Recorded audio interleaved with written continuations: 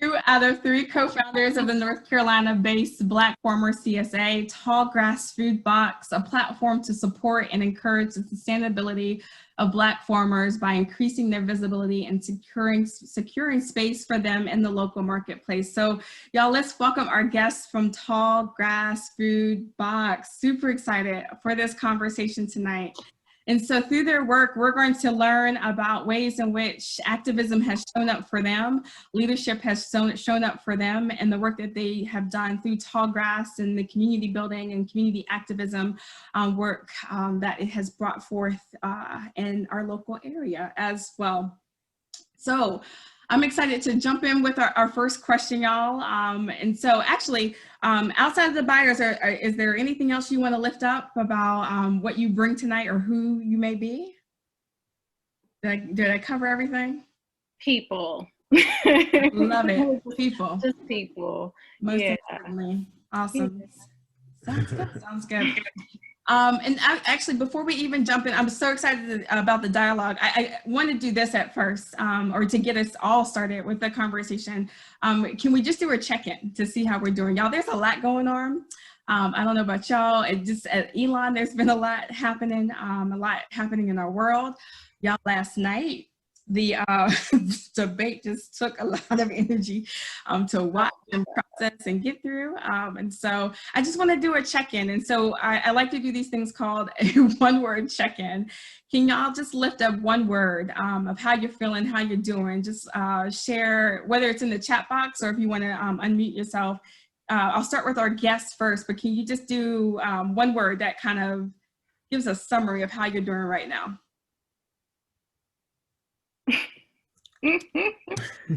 Yikes. Maybe that's my word. Yikes. It's a lot going on. Yeah. Optimistic. I'll let that be the word. Look at that. Optimistic. Numb. I think, yeah, numb is my word. I think last night was just a lot, for one thing. It reminded me of how my nephews fight each other. But it's just, I think I'm just numb because of what everything has been happening. But in that same vein, I'm hopeful. And I think that a big part of that has to do with this work, the things that I get to pour into as we navigate the pandemic, as we navigate life in general. Yeah, I would put, those are my two words. Sounds good. So I got Tiffany said excited to be here, but not for America's future. I feel that. Sydney said fed up. Understand that as well. Grace, hopeful, or at least trying. Thankful from Nikki, and determined from Kate as well. So good words to offer up, but also just wanted to just take a moment to pause just to kind of check in to see how you're doing, and just a moment of reflection as well. So kind of going along with our conversation tonight in the series around activism as well, can you all just, in your own words, Gabby and Gerald, can you define what is activism? What does it mean for you? Or just in summary, how do you define activism? We want to go? Me, you, what you want to do? Gabby? Please. Huh? Please, go ahead. Okay, sure. So when I think about activism, I think about what the general definition of activism is and what it's around. And in a lot of the definitions, it shows something that's rooted in strategies to bring political and social change. Those strategies, as you know, like they differ, like, you know, like those strategies can come through anything from education to advocate for legislation, protesting, creating public awareness, anything from creating a survey to run into office or creating a CSA in a pandemic. and that's where kind of our work has lied in, is just trying to figure out what's our avenue in creating change, which I think that we are in the works in not only social change, but political change too. That's good.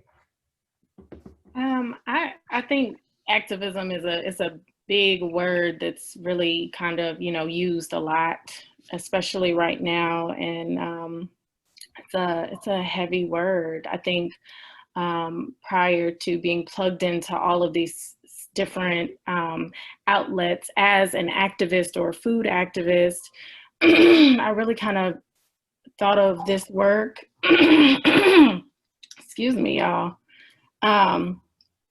or thinking of the word activism is just like the way you show up for people, and your people, and who you view as your people, and how you connect to create change for the better. And that can look, as Gerald was saying, that can look so many different ways. But I think baseline, like, it's kind of a calling of sorts. It's like I've awakened to something larger than myself, and I want to show up, and this is what I can do every day, or this is what I can do, this month. It's kind of how I look at it. Sounds good. And so kind of thinking of how you all both define or view or summarize activism, can you connect the dots for your work with Tallgrass? Like, how does Tallgrass speak to that work, or just the definition around activism? I think on a really surface, like baseline level, I think visibility for our farmers, and also, like, to me, another part of like activism is kind of like self-preservation and preserving like our culture, because erasure is another thing that we're facing. Our culture's erasure, our physical erasure in a lot of ways. And so I think finding ways for us to see ourselves, and to see ourselves like working the soil, and to see ourselves in different lights, and then to see ourselves like feeding ourselves, and knowing that like we've always had this way of connecting ourselves to the land in order to feed our people throughout history. So I think that's kind of, for me, like the immediate thing that ties our work to activism. What you thinking, G? I mean, I think, like, when I think about activism and Black food systems, I go back to like my favorite quote is, by Leah Penniman. It says, we see that when Black farmers are thriving, we're more likely to get the food to the people who need it the most in our communities. Yeah. So that makes it extremely important for Black farmers to thrive. And so what we need to do is put our Black farmers in a platform and opportunities for them to thrive. And a big part of that is around our visibility. Like, when I just think about, and I know that anybody that has done any work on Black food systems, agriculture as a whole, and we go down that rabbit hole talking about, farmers, the first thing that usually shows up is that 1920 census, are just the numbers between 1910 and 1920. When you start to think about, at that point in America, there was over 1 million Black farmers owning almost a little bit over 15 million acres of land. And the fact that now Black farmers own less than 1% of American farmland, and you're talking about close to under 18,000 farmers still working the land, as in what they're counting in census, which the numbers do different. We both know that, but from the idea of what's on paper, which is also showing up around what's around the table too. So when we talk about seats at the table, when we talk about the idea of standing up for Black food systems, that's the work that we're doing. It's just around the idea of that visibility, around the idea for so long, Black farmers have been in a space where they've been fighting to be around the table, but there's a lot of them that get around the table. There's some that get around the table, but they're provided with buckets. At this point, why are we even fighting to get at the table? Let's create our own table. And this is kind of a piece of what that sustainability looks like. And we are a piece of that. Just along, like, there's so many different avenues that we get to see now, that we're getting to see more of as we connect the dots that are doing this work. And this was just that great opportunity that we had to be a part of and doing the work of activism through creating this radical, what people would see as a radical CSA format, where we're paying retail, which is close to retail, to farmers, which is like, like, is truly a wholesale game. Like, if you think about farming, when you think about especially farming from Black farmers, it's a wholesale game. Like, the idea that it's the only, I heard a quote one day, it was like, farming is the only career where you're paying retail, farmers are paying retail to sell wholesale, to then pay the freight both ways. And so what I want to do, and what we want to do, is be able to provide more than just a wholesale appreciation for what our farmers bring in. Awesome. And so a bit of a curve too. So I think it's always important when we talk about activism to know the like historic connections to the work. And I think you lifted it up. Both of you all have in a way. And I just want to highlight, because the work of Leah Penniman, is that right? Penniman? Yeah, Penniman. Yeah. Who wrote a book on Soulfire Farm. One of the beautiful quotes that she had shared was, Black farmers carry the legacy of our ancestral grandmothers who braided seeds in their hair before boarding transatlantic slave ships, believing against odds in a future of sovereignty on land. And then even throughout her book, she talks about like the decline from 14% of all growers in 1920 to less than 2% today, with a corresponding loss of over 14 million acres of land, and further to talk about like the disproportionate amount of, when we look at the illnesses related to the lack of access to fresh food and healthy natural ecosystems. So this is like this history of the need for Black farming, but the history of Black farmers.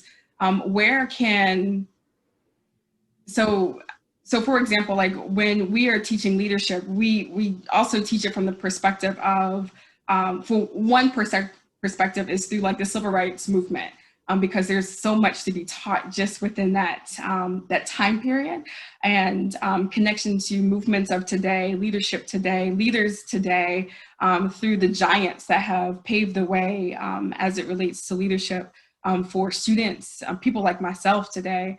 So we teach leadership through that particular lens, but I feel like the history books are still missing some pages. And so we get the Martin Luther Kings, we get the Rosa Parks and in our history books, but the story of Black farmers and Black farming is not something that's told. And so how can we just educate ourselves more, or are there like resources or other people like Leah that have like historic perspectives that you all could lift up?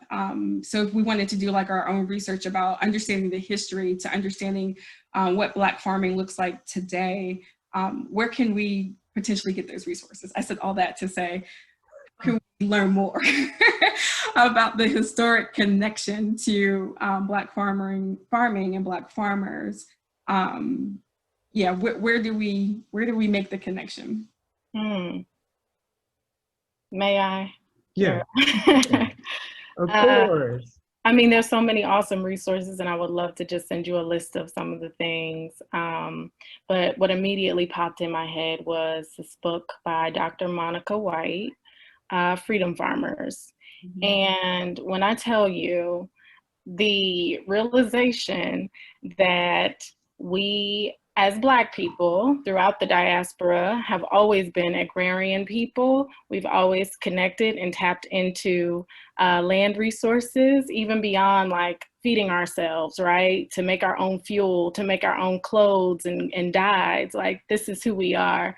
And I think she really like examines that and like documents it in the most incredible way. And I think another good way to kind of connect to that and to those truths and those stories and that history is really connecting with the people who are doing it now, who are like 5th and 6th generation farmers. And I think that's like that's the most exciting part probably of this work, is being in community with these people who are just the embodiment of our history as agrarian people. They understand why it's important to push this work forward, and they put so much on the line. You know, they've been denied loans, they've been denied space and land even, or had their land taken in some cases. And I feel like those people who are doing that work on the ground now are like our best resource. And that's, I think, why it's important for us, even like beyond the academics who have written books about it, for us to create our own archives and create our own source materials, and to know that we give ourselves credentials, right? Because these are the people we came from. And when we're able to activate that for ourselves and understand the real importance of it for ourselves, it opens doors that you can't even imagine. And that's been my experience, and that's what I've at least seen in a lot of cases. I think for people doing various types of work in this field surrounding like food and food justice work. Yeah, I mean, like when we just think about, like when I think about our weekly or bi-weekly conversations with Miss Beverly out at Blackwell Farm, it's very, very funny. It's like, you know, it's supposed to be a 5-minute, 10-minute conversation at most. We're getting information to get back to everybody about us making the decision on how we're going to curate our box. Next thing you know it, you're drawn into an hour and a half on the phone. That's usually why my pickups for Blackwell usually go long, because I'm sitting there talking with Miss Beverly. And there's so many other farmers out there that we work with, that we learn stuff from on a daily basis, that don't have the books, they don't have the articles, they aren't the ones that are invited to the conferences, but they are the ones that have been the backbone of this work for decades. Yeah. And they hold so much truth and so much knowledge. Like there's a lot of people that have been doing the work before, have been doing organic work, and we've been doing organic work, farm to table work, before it became the cool thing to do. And so to be able to sit there and learn from them is probably one of the biggest blessings I've had of 2020. It's just being able just to sit down and just talk to people. And so much we learn about life through those processes too. And so imagine the stories that you hear just being in community, right? And sitting with Black farmers that have the history in their hearts, and just the lineage of Black farming that exists also within their families, the stories that have been passed on to them as well. I get chills just thinking about like just the power of the story and the narrative that comes with just being in community, and through pickups or through opportunities that you all have to spend with the farmers as well. that leads to understanding the connection to history as well. Gabby, what's the name of the book again? Freedom Farmers. Okay. And it's by Dr. Monica White. Okay. She is amazing in so many ways. She's so amazing. But she really, one of the things that I think I really had no idea about the depth of his work was Dr. George Washington Carver. Wow. You talk about beyond like botany. He was what they called at the time chemurgist, I believe. Yeah. Where he focused on that, what was that process from seed to end product. And he made a car out of soybeans in the 40s. I mean, there's so much, his work is so extensive, and it really breaks my heart that as a child, all I knew him for was the peanuts. Yeah. Like, y'all can do better than this. This man did so much work. I mean, between like his work at Tuskegee and the way that he created avenues for farmers to make a lot of money, for Black farmers to make a lot of money back then. He was really looked at as like a threat. And I'm just saying, it's a good book. It's really eye-opening. Okay. I have to add that to the list. Okay. Yeah.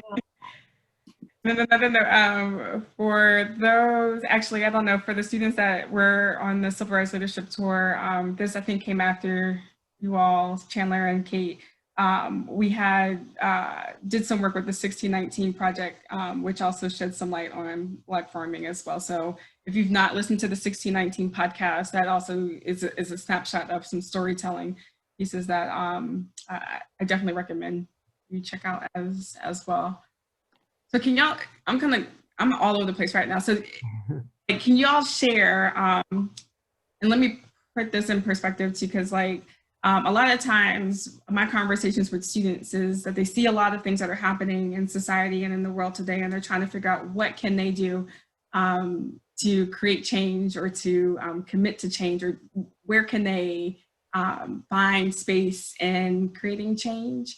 Can y'all talk a little bit about your stories and how you started Tallgrass? What sparked this experience and this journey for you all? And maybe talk through some of the first steps that you all took to the point where it is now in serving Black farmers. But definitely from the perspective of like, how did y'all get started? Like where were your first steps? What were your first conversations? Like how did this journey kick off? Well, I feel like I'm gonna just be a broken record tonight because seriously, the piece about what we can do, you know, to impact our communities and how we can activate this like sense of show up really started with what I was suggesting to preserve and archive our own stories. That is what brought me back to North Carolina from New York. And that has been kind of at the root of all the work that I've been doing. But Tallgrass was initially a documentary project that I was working on.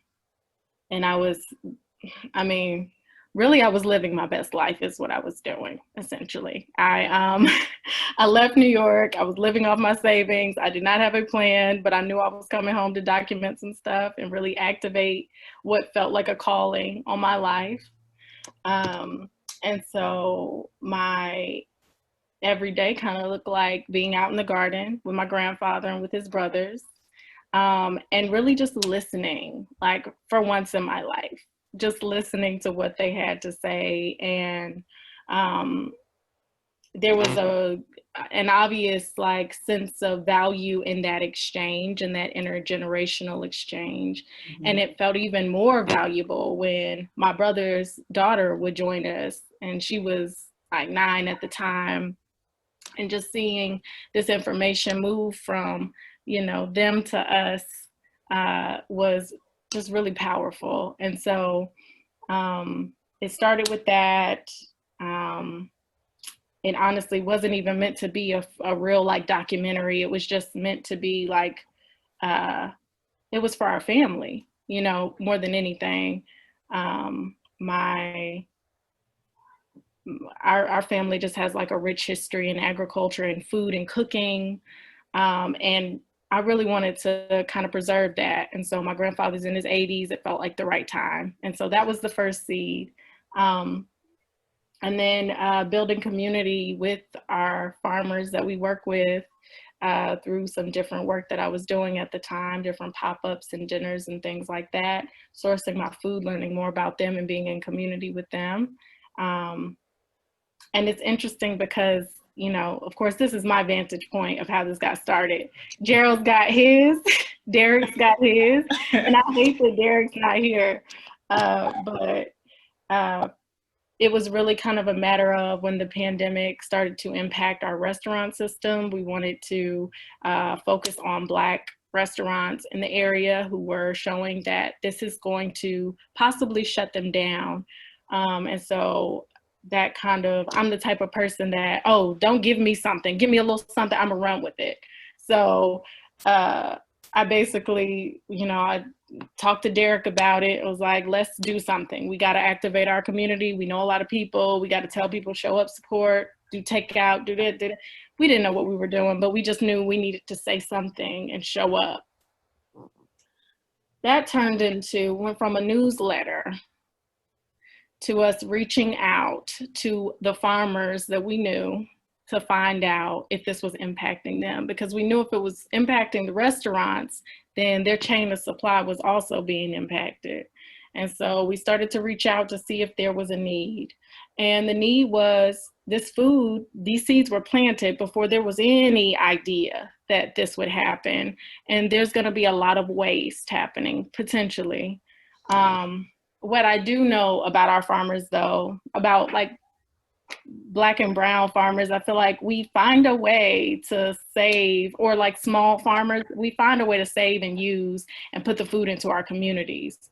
Because I heard a lot, I remember I was hearing a lot about like these larger farmers like euthanizing their hogs and dumping milk and wasting all this. And I'm like, who does that? Yeah. So we really just provided a vehicle for them to get their food into the community.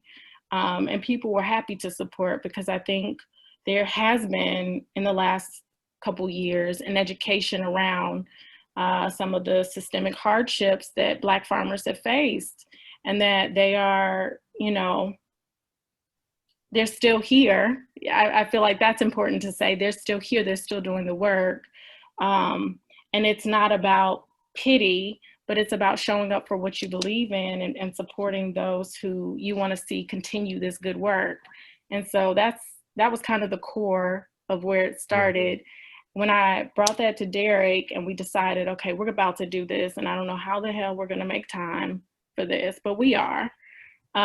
Derek was like, we got to hit up my man, Gerald. That is true. And the crazy part about it, March 21st, 2020, the most important day of my life, the day that I got married to this beautiful woman that's hosting this panel, was the same day that Derek, as we got through with our ceremony, was also a part of our day too. He's also an artist, a photographer. He's all out Renaissance man. We were outside and we were just talking, and he was like, yo, I gotta run something by you. What do you think about starting a CSA? And I was like, tell me more. And he was like, it has to do with Black farmers. I was like, okay. And it didn't take long for that, because Derek and I had worked before. Actually, Derek and I, for probably almost close to 2 years, we worked on this project that was connected to Black August in the Park, which was Black Farmers Market in Durham. And so that was our baby. And so we worked that piece. That was probably our favorite part of working within BAP was working with Black Farmers Market. And that's how I met Gabby, through, of course, Derek, but we got a chance to sit and do a panel with each other at one of the markets. And so this was an opportunity for me to get back into community with the same people that I was already working with. So this wasn't new, this was family. And so I jumped at the idea of, hey, let's see how we can get this started. And this was like, what, March 21st, our first box came out, the first Friday in April? 3rd. Yeah, April 3rd.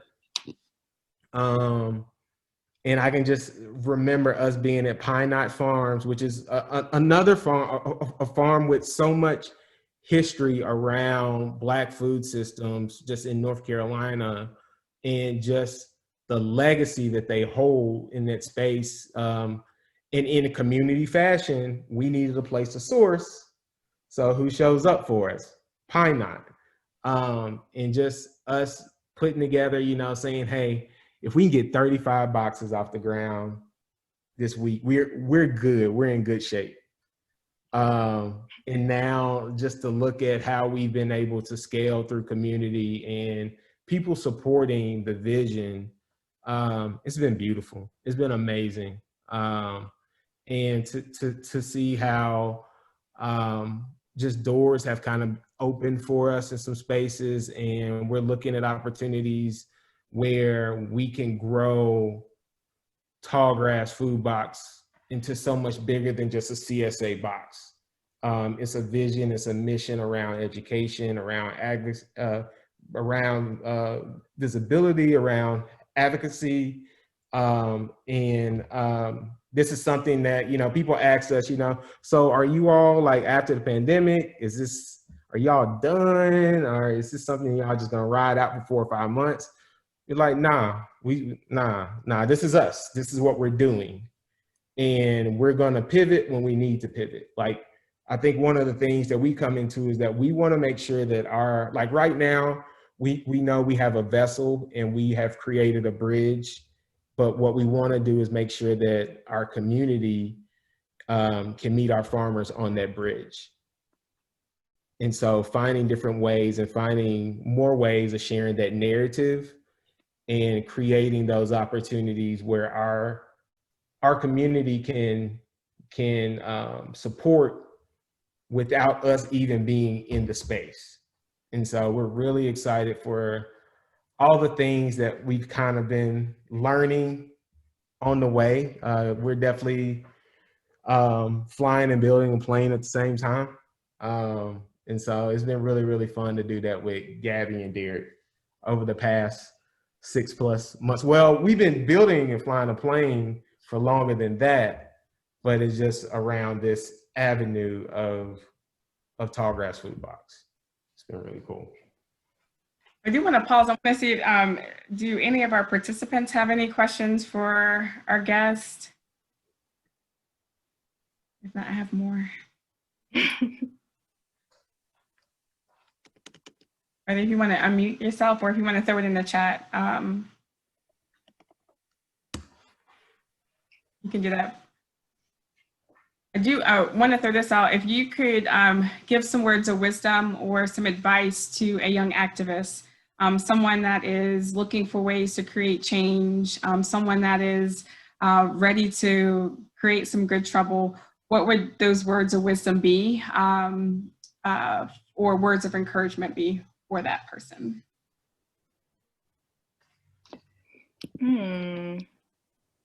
I think I'll say trust yourself.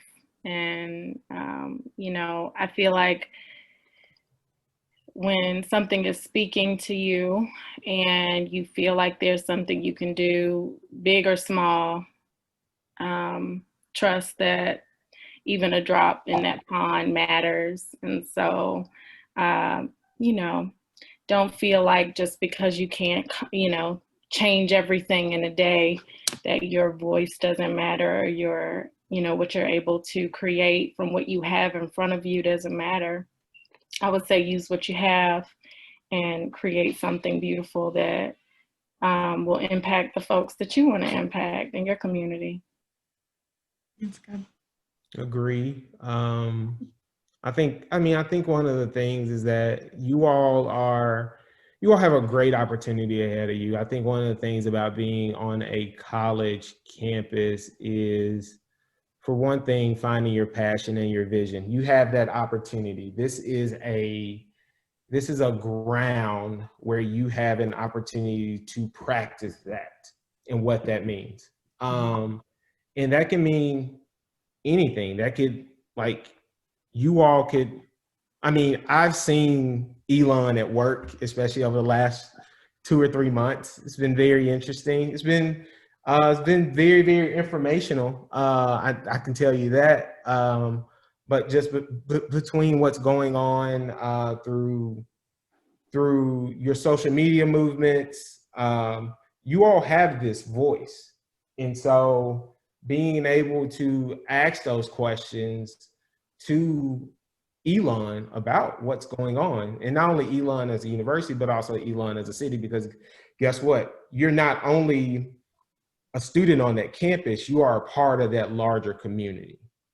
And so continue to get active in understanding what's going on in that community, and not, past that bubble of the Elon campus, but continue to show up. Like, I think that's one of the most important things. We're so easy to get discouraged at times because things just doesn't happen at a fast as a pace that we want it to. I think the most important part is just to continue to show up in spaces, advocating for your community, the people of need in your community. And I also know that there's other individuals that are around you that also feel that certain way. So find community, find co-community within that space, and find your support. You have people out there that, especially administrators out there, that want to see you create change, the change that you want to see in your community. Don't be afraid to reach out to those individuals within that space. And so we have a question. I'll go for it. Yeah, I was just wondering if you think that Black people don't want to farm as much because they're scared of being associated with slavery, or they associate like modern farming with, like, I'm not working no man's field, I'm not working the field like my ancestors did. That's what I've heard from people that don't want to work outside and like grow things sometimes. That's a great question. I've heard that too, unfortunately. I feel like that's a stigma that was given to us, like fried chicken and watermelon, It's like, you like these things, you can't like these things. They'll use something against you that you've used to empower yourself or thrive. And I say that concerning fried chicken in particular, because number one, I love fried chicken, and you see I got watermelon on my earrings. I'm proud, okay? But there were some of the first Black female entrepreneurs used to go to a train station in Orange, I think this was in Orange County, Virginia, and I'll send you some materials too, Melanie, so you could share with them. They used to fry chicken, and they would put together these baskets, these platters with all types of things, and they'd have their coffee, and they would walk 4 miles through the woods to this train station to sell their chicken when the train came through, because there were not waiter carts at the time. And so, of course, they found a way to ban that and take that away. But those women were using that because they knew how to raise chickens. They had chickens. They had access to that. They knew how to breed. We've always known how to like feed ourselves, and animal husbandry is one of the things that we've always kind of activated through various, even like goats. And that's a whole nother conversation. But so that was used against us. It became a stigma, so that, they knew if they demonized it, we wouldn't want to associate ourselves with it, and we wouldn't feel empowered by it. And so just kind of reclaiming some of those narratives and understanding why it's being used against you. They know that that's where your power is. And so if you can grow your own food, you could tap into the land and you can't really be stopped. I mean, they can't weaponize your hunger against you. So I think that's an important thing to think about. You know, there's power in growing food. I would say this, and That's I good. truly believe this Thank you. is that farming is the world's most important career. And I truly believe this. I'm gonna need a farmer before I need a lawyer. And I say this because I eat every day. We all eat every day. And farming is and this is something I actually, before I started working at Duke, I worked at Texas A&M. And so I worked in a lot of ag business, in the ag business world. This is a multi-billion-dollar business. This is this is huge business. And for us to be a part of this business, but not a part of this multi-billion-dollar industry in this way, that's a problem. And so I understand that there are a lot of people that feel like that there's this identity around farming, that's with slavery. Any type of work that's outside is associated with some type of slavery. I think that we have an opportunity in front of us to change that narrative. And I think we have been able to have some of that conversation. I think there's a lot of people that I've seen a lot of people coming forward talking about what it means to have a garden. Urban gardens are popping up all across the country. I'm starting to see people that are our age and younger getting into this work. And so I think that we are playing a part of changing that narrative.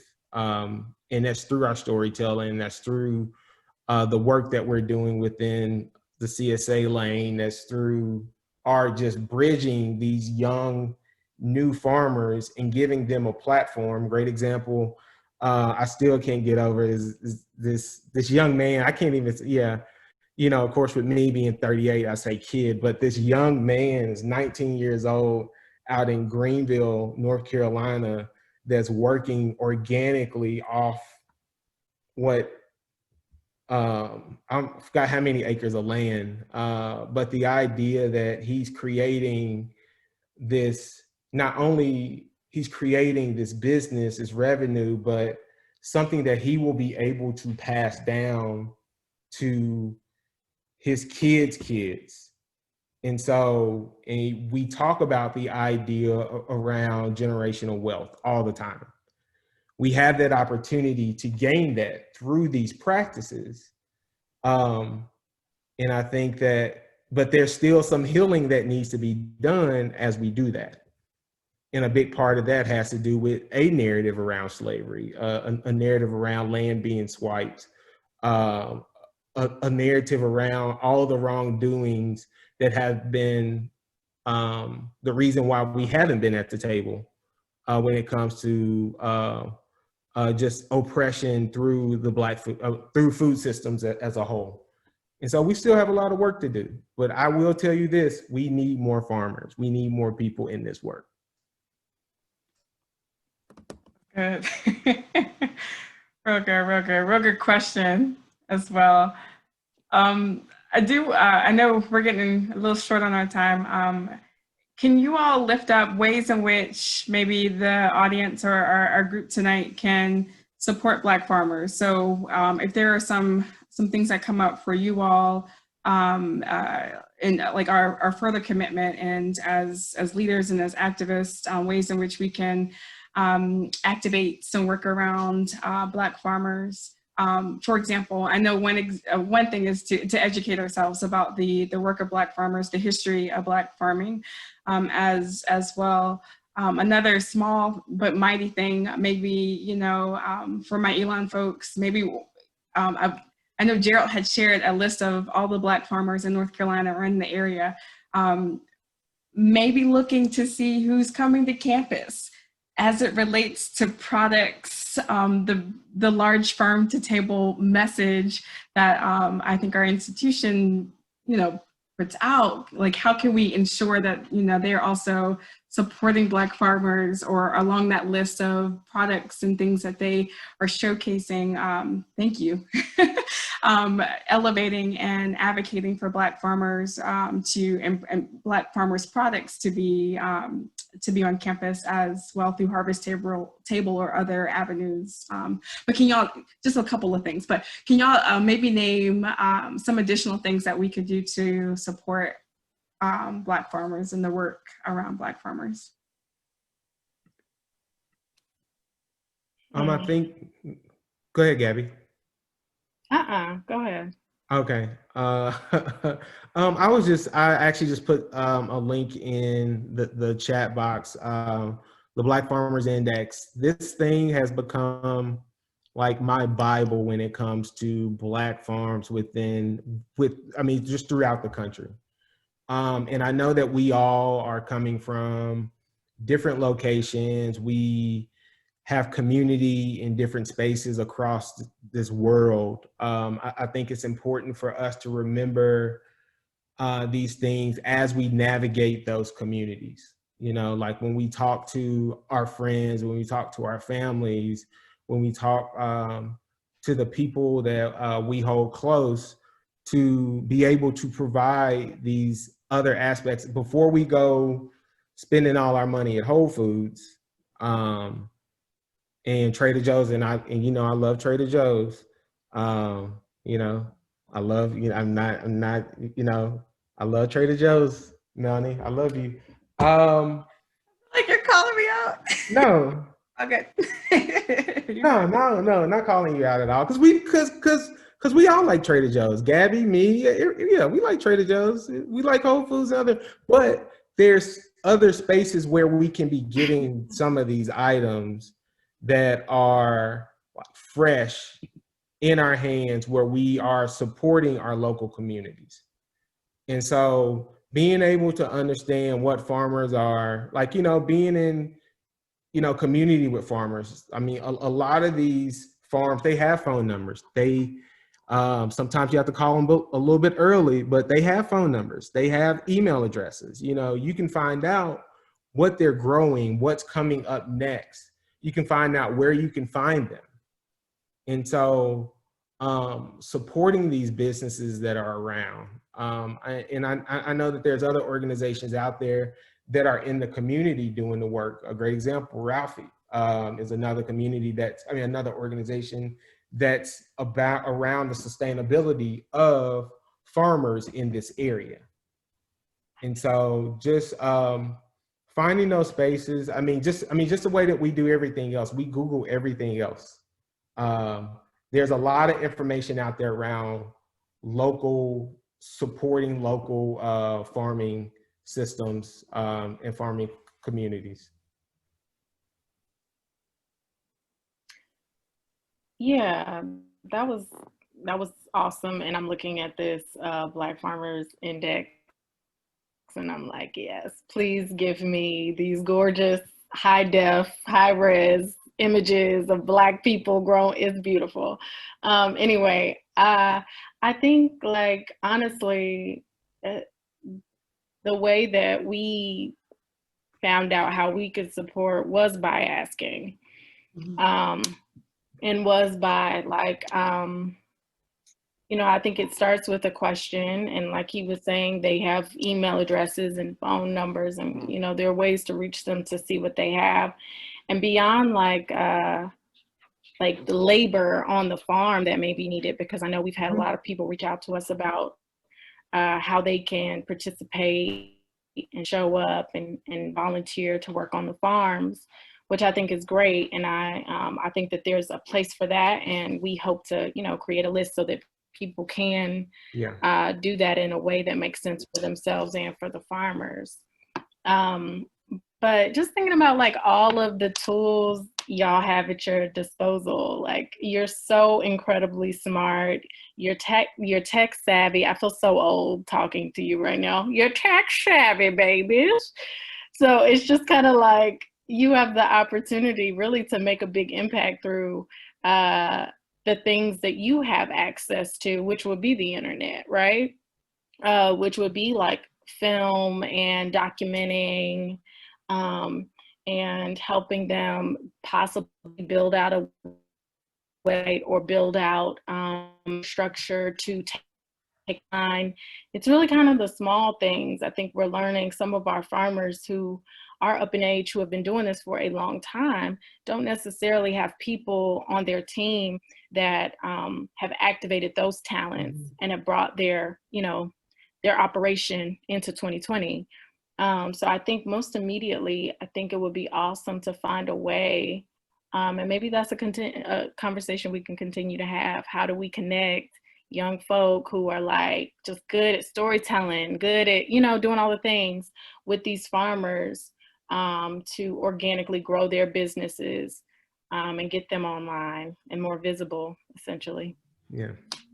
That's a good idea, actually. I'd love for us to do a part 2 where we can strategize and organize and talk about some next steps as it relates to supporting the work and advocating for the work of Black farmers and supporting the work that Tallgrass is doing as well. So thank y'all. Okay. So just a couple more questions, and these are more fun questions, and then we'll wrap up and go. But first question is, what has been your favorite recipe that you have made using some contents of the Tallgrass food box from our Black farmers? What has been the most beautiful thing you have curated? And I know Gabby has curated some amazing things, y'all. But what is your favorite recipe? Can we start with Gerald? Because let me just say something. Gerald be cooking, okay? I know that I get, because of the work, my personal work that I do, I get put at the forefront of all this stuff whenever we talk about cooking. But this man will send us in our group text drinks that he's created. This watermelon situation from Juneteenth, that was crazy. So let's start with Gerald, please. Wow. Oh man. Well, my favorite thing to cook out of the box is anytime I get collards. I mean, I for one thing, I can just sit around and eat collards by itself. It's not like I don't need anything. I just need just a pot of collards. Let me see. My favorite thing so far out of the box. Gosh, that's such a hard question. I'm gonna say the Sprite melons when I juiced down. Well, I juiced down some Sprite melons, and added some ginger. It was really, really good. A little bit of simple syrup, made for the perfect summer drink. The other thing that I've enjoyed was my sweet potato mash, which I haven't done in a while. But I really like cooking anything out the box. I still haven't figured out what I'm gonna do. Like, I still have a couple of beets I'm trying to figure out right now. As much as I love beets, I need to figure out a recipe that I want to create something. And so, but I look forward to like getting stuff in the box that I'm not used to cooking with, and trying to figure out how can I make this something that Mel and I can eat, and she won't be like, it's gross. But I think watching Gabby has helped me out a lot with the idea of watching Gabby and listening to Miss Beverly. Because every time I go to Miss Beverly house, she'll tell me now, this is what you need to put with these potatoes and this rosemary. And so I just, yeah. So usually that's where I get my recipes started at. But yeah, I just, I do simple things, simple dishes. You know, nothing over the top. But you can He's create lying. something. You can have the whole box and create something out of the entire box. I've seen it before. I've seen it. Well, sir, I'm a fully trained chef. I better be able to. If I can't, there's a problem. But I love to see what you create. I think you're so creative, and I love getting your messages in the middle of the evening. Derek and I'll be finishing dinner, and then Gerald will send us some gumbo he just made. And I'm like, what? Dang, now I want gumbo. But since you were looking for a recipe for beets, Derek be cooking too. He can throw down on some collards. I'm not gonna lie, he's the collard man. But I would say for those beets, since we're gonna have beets again this week too, Yeah. I made a smoked beet buttermilk cornbread.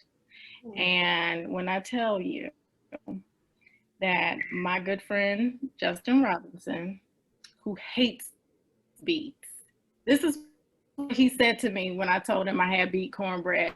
Beets taste like blood and dirt. And I said, try this. And he ate half the pan. So when I tell you buttermilk, a little molasses, if you can't smoke your beets, smoke paprika.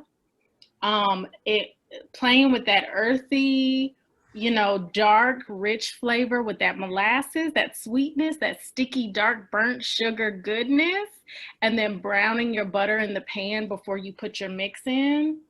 That's all you need.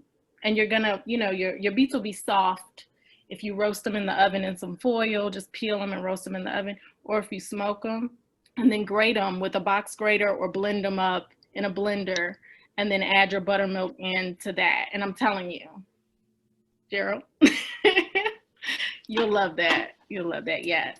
There we go. You're making me hungry. We had some requests for dropping the recipes. So maybe we'll follow up. Again, if y'all can make sure you add your email addresses into the chat, you'll be entered into a drawing that we will do. But also, would definitely love to send you all more resources based off of some of the recommendations, books, links that were shared in the chat. I've been saving the chat, and then maybe we can ask for a recipe or two to also send y'all as well. The other thing, definitely follow.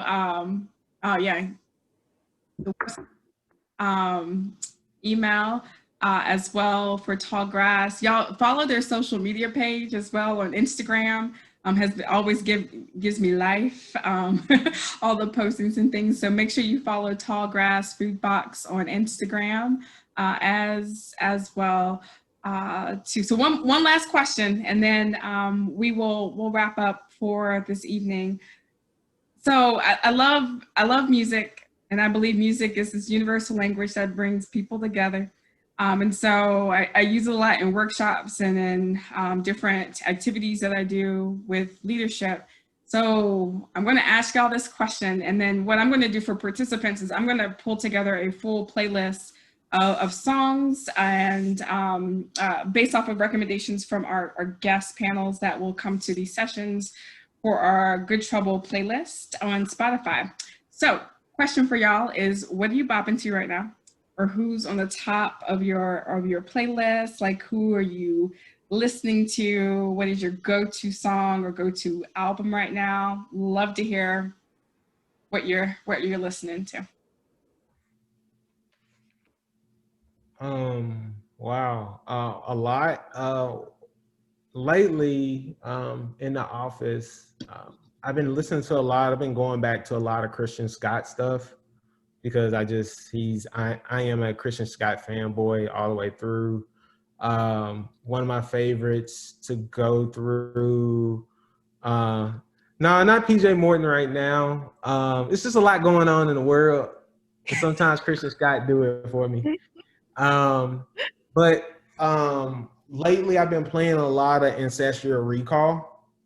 And so with Ancestral Recall, his purpose of this album, or even the track, it was kind of to remind listeners that the musical traditions centered on rhythm, specifically as we relate to African and indigenous traditions in particular, have as much nuance and complexities as those built primarily on harmony, which, as he would say, read as in the idea around, the European sound.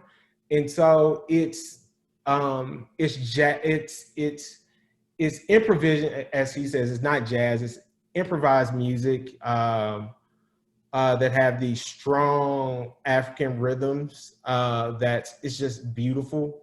Just the way that it opens up, it makes me feel within this crazy world at times. And so I've been listening to a lot of that album lately, and been listening to some PJ Morton, and I've been really digging this GQ album, Carolina artist that's doing some dope work. He's on Ninth Wonder's label. He has a song called Just For You, which is so much about the time right now. If you have a chance, go listen to it. I think the EP is A Midsummer's Nightmare. So go listen to it. What about you? Mm-hmm. I just made a little quick list. First, we're talking about reclaiming some things on this call from my sisters in the corner. So I feel like Rotary Connection, Black Gold of the Sun. Yeah, that is on times when I'm in the Minnie, any, you can the film Claudine from the 70s, the soundtrack, which was scored by Curtis Mayfield. There is a remake of the song The Makings of You, which he originally did, but Gladys Knight does this version on the soundtrack. And it's like, oh my God, it makes you feel things. It's amazing. Also a good kitchen song if you're cooking, like it's kind of slow and vibey and just magical. And you can imagine like so I really love that song. And what else? Rufus and Shaka Khan. Rufus. Yeah, no problem. Rufus and Shaka Khan. So I know y'all know Shaka Khan. So, I'm sorry. You said the kitchen jam. When you rock to in the kitchen, I didn't catch that one. Oh, that's The Makings of You is Gladys, but the Gladys Knight version. Okay. Yes. Okay. And then Rufus and Shaka Khan, Rufusized, which Stop On By, amazing.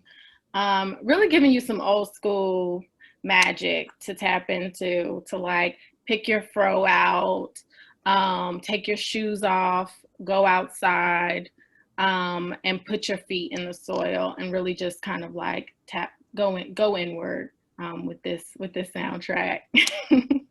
That's all I got, Mel. I'm sorry. Oh, I love it. I love it. Okay, so I'm gonna get you to send me the list so I can start adding to our Good Trouble playlist. Okay, cool. Oh yeah, y'all listen to a lot of music during sourcing and building boxes. I love it. I love it. Well, y'all, I know we had hit a little over our time, but I just wanted to thank everyone for joining. Thanks for putting your contact information. I think this is the start of a conversation that will continue to grow as well. And so we'll have to definitely strategize about part 2, where we can collectively come together and organize and strategize about some things to further the work. I'm extremely proud of both of y'all for the work that you all are doing. I'm in awe. This work is all inspiring, and it's amazing to see your hearts and your souls poured into this work. And it's been an amazing journey to witness and observe. And so I'm grateful for you both. I'm grateful for you both in the work, and Derek too, in the work that you three are doing to support and advocate for Black farmers, and the activism work that you all are doing, and thankful for you all spending some time with our community today. I feel empowered and inspired in a whole new way. And so just wanted to say, or lend my gratitude to both of you all for joining us, but also for the work that you all are doing. Thank you so much.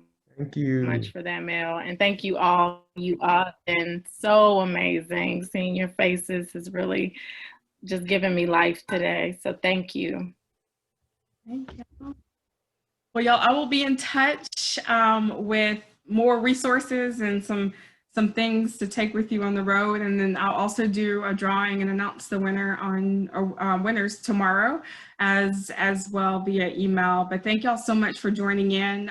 Stay tuned for more Good Trouble, Sustain Activism series and leaderships as well. But y'all have a good night. Stay well, stay healthy, and be good. Be good people. Thanks, y'all. Bye.